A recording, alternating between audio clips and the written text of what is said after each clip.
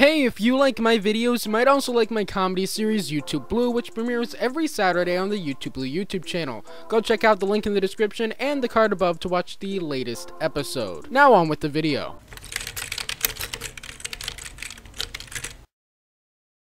At the end of this month, Power Rangers will be leaving Netflix. Well, most of it will at least. Earlier this month, when it was first announced, I made a video talking about it, but I've decided to make this video as a bit of a follow-up for 3 reasons. One is that some of the things I said were slightly inaccurate. Well, technically everything I said was true, but I didn't say the entire truth because more details have been revealed since. Reason 2 is that I think it's become more clear since then why Power Rangers is leaving Netflix in the first place. The other is that since then I've had more time to think about PR streaming options for the future, and I'd like to share what I think the future of Power Rangers on streaming could be. So, first of all, what's leaving Netflix February 1st? Well, it's not everything, but most of it is leaving, so it's easier to talk about the stuff that's staying.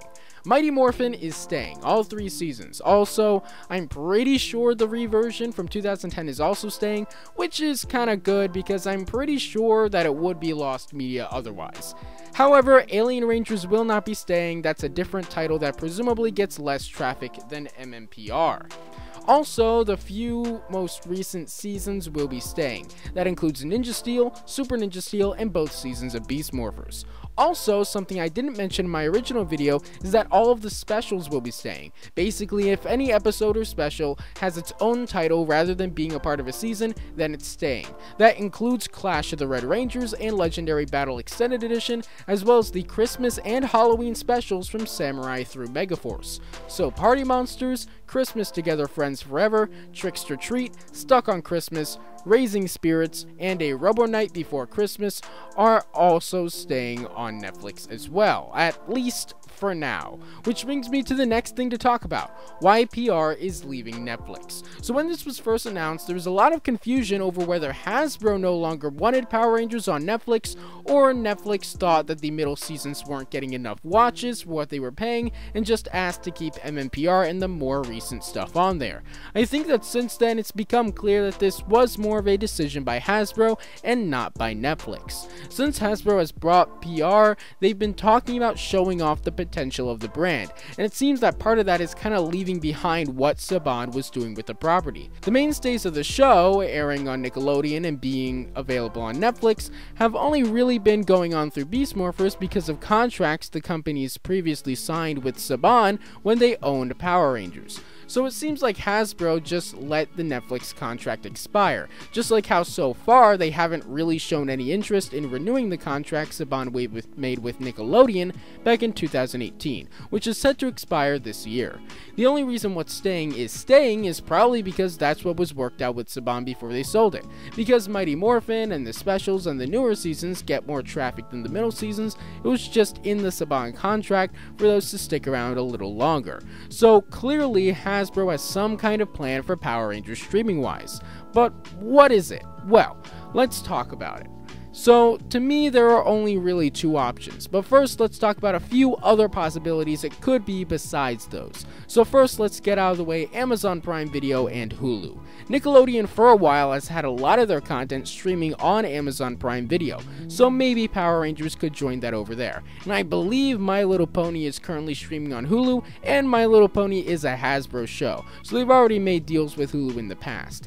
Beyond that though, there aren't any big reasons that Power Rangers in particular would go to those places, so I won't talk about them much. But they are possibilities. Another idea to throw out there is Shout Factory TV. If you haven't heard of it, Shout Factory TV is a streaming service by Shout Factory, the DVD distribution company.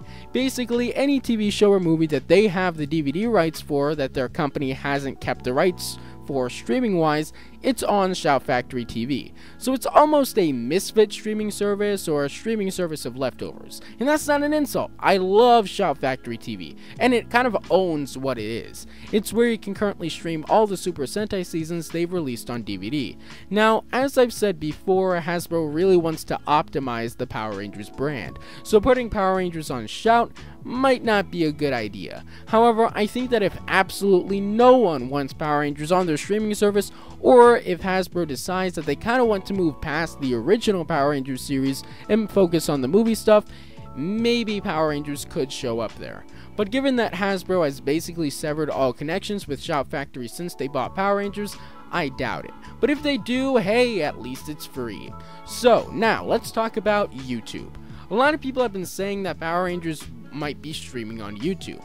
I think a lot of what's said about this has been misconstrued based on general ignorance about YouTube's various services. I keep hearing about how Power Rangers will be exclusively streaming on YouTube TV and YouTube Premium, when that doesn't make any sense. So here's a general breakdown of all of YouTube's various subscription services. YouTube Red was created in 2015 and was a service where for a monthly subscription you could watch YouTube ad-free, and also had access to YouTube Originals that you could only watch with YouTube Red. That same year, YouTube Music launched, which gave subscribers the ability to listen to music ad-free and in the background. Then in 2018, YouTube Red was rebranded as YouTube Premium, which is basically YouTube Music, but you can also go ad-free on the rest of the site and download videos to watch offline.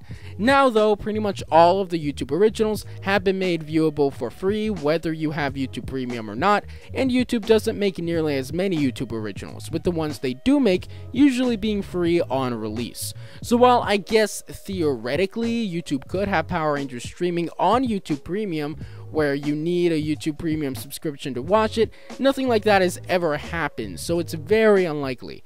As for YouTube TV, as much as that sounds like the name of a streaming service, it's not. YouTube TV is an internet cable alternative. Basically, you pay $65 a month to watch live TV channels through your internet rather than cable or satellite. So, no, Power Rangers will not be exclusively streaming on YouTube TV. That's impossible.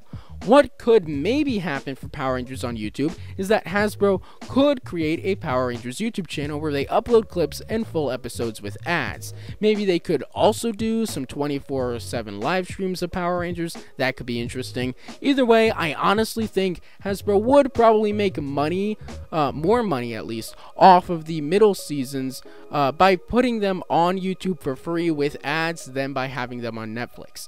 All that being said, I think it's pretty unlikely that we'll get that, because Hasbro probably thinks PR has more potential than that, and also dealing with the FTC alone would be a nightmare. So what are the actual contenders?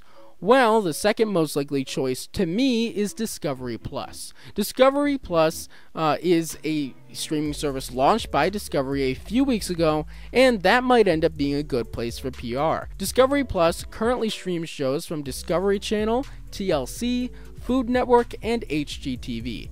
But I could see in the next year them wanting to expand to more of a family service and include content from Discovery Family, which is a channel they co-own with Hasbro. So if Discovery does that, they would have to get an agreement together with Hasbro, because Hasbro produces all the content for Discovery Family. And maybe along with that, PR starts streaming there. Plus, given that Power Rangers might be leaving Nick and moving somewhere else, a big candidate for that new channel would be Discovery Family. So if Discovery Plus launches a kids section next year and PR moves to Discovery Family next year, maybe that's the plan.